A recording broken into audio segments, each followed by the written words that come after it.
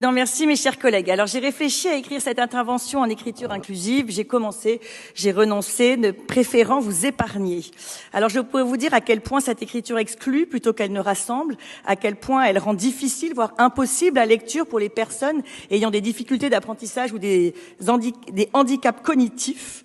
Je pourrais vous dire aussi à quel point cette écriture est une arme de destruction massive de notre langue, de notre identité. Vous rappelez l'importance que Frédéric Mistral, que nous aimons tous ici, apportait à cette langue. Souvenez-vous, qui tient sa langue, tient sa liberté. Je pourrais vous dire aussi que loin de servir la cause féministe, la vraie, celle qui protège les femmes, mais leur laisse vivre pleinement leur féminité, loin de servir cette cause, évidemment, elle la dessert. Sous prétexte de lutter contre le patriarcat, contre le mâle blanc dont vous parliez tout à l'heure, Monsieur le Président, il faudrait s'attaquer à la grammaire oppressante, faire la traque à cet insupportable masculin qui, depuis des lustres, l'emporte sur le féminin.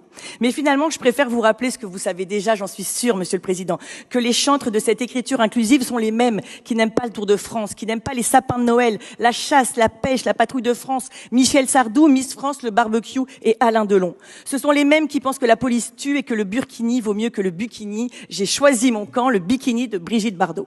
Alors, de grâce et par pitié, Monsieur le Président, résistez, tel un Ulysse marseillais des temps modernes, ne succombez pas aux sirènes de la déconstruction. Cela ferait trop plaisir à Sandrine Rousseau. J'espère qu'au moins ce dernier argument fera mouche et que vous voterez cette motion. Je compte sur vous, Monsieur le Président.